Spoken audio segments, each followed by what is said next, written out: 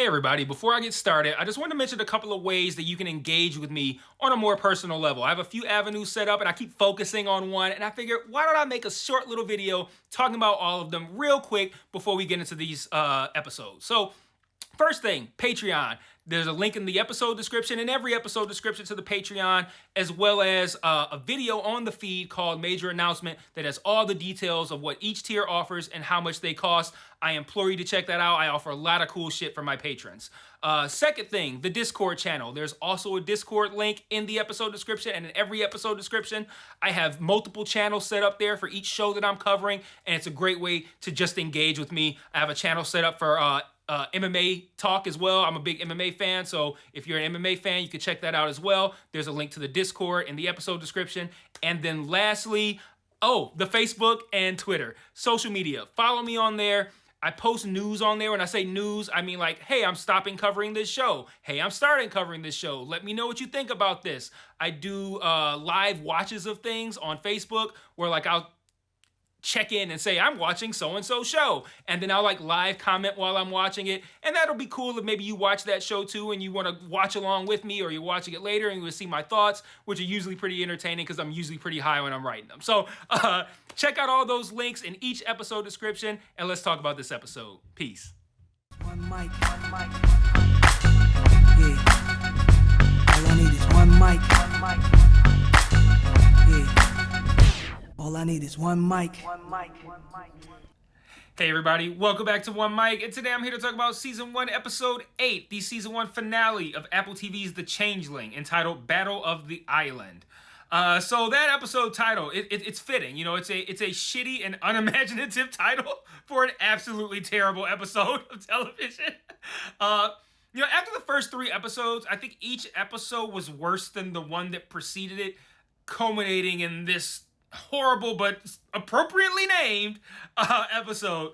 You know, even now, and it's been a while, I'm having trouble wrapping my head around all of the things this episode did wrong in just 30 minutes. Starting with the fact that it was only 30 fucking minutes. Like, as soon as I saw that, I knew there was no way they could wrap up everything they needed to do satisfactorily. Is that a real word? Satisfactorily? I'm gonna say yes. In a satisfactory fashion in that time. And I was right. They didn't wrap up shit. Like the funny thing about it is they apparently thought they didn't even need the 30 minutes, because they're like, we ain't wrapping up shit. So we don't need an hour, we don't need 30 minutes. It was just a weird 30-minute monster movie for some reason, and no one asked for that. I don't think it's not consistent with the tone of what this show has been to this point, and most importantly, it was shitty and boring to watch. It was like M. Night Shyamalan made a TV show. Like, you got invisible monsters throwing trees. You got William with all these abilities somehow losing a fist fight to Cal. Let me just list a few. And when I talk about how they didn't even take the 30 minutes to wrap up the fucking season, let me list a few of the things that just I barely took notes watching this because so little happened, but just I can't say off the top of my head because it's in my notes, but it was off the top of my head when I made my notes because it wasn't in my original fucking notes because the episode was so shitty. Anyway, anything with Emma, none of that shit got wrapped up. And since she's the one that's on the mission to find Brian, she's the most important one.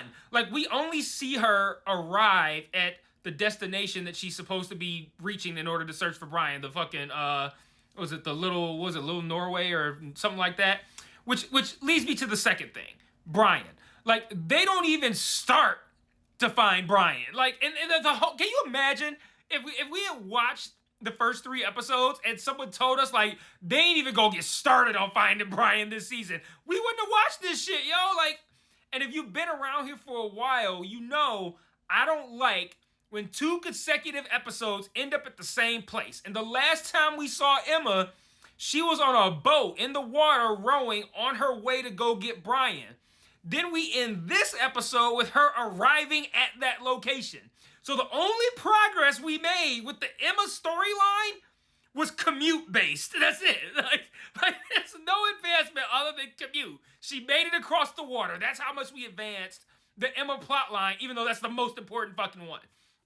Third thing, adult Brian, Apollo's father. Like, no real closure there either. Like, they sloppily told the story of what happened to him last week, used the entire episode to do so, only for it to have no impact whatsoever on this episode. Like Apollo didn't even learn about what happened to him. Like, it had no bearing on the finale at all. So if you remove that episode altogether, like, yes, you lose the knowledge that you've gained about what happened to Brian, but it fundamentally changes the season 0.00%, and they use a whole episode to tell a story that had no impact on the season at all. So, like, that was irritating too. I'm thinking, like, okay, is Apollo gonna find out about? It's like they're kicking the can for everything the next season, and like, you gonna get that shit? And then Emma's third wish, that never got addressed either, and they kept teasing it all fucking season. They teased it again at the beginning, and they never delivered on it. And speaking of the beginning, why was it like a weird like season recap? Like, I'm watching it like, is this the start of the episode, or is this the like previously on the Changeling where they do like the whole like recap the whole season before the finale?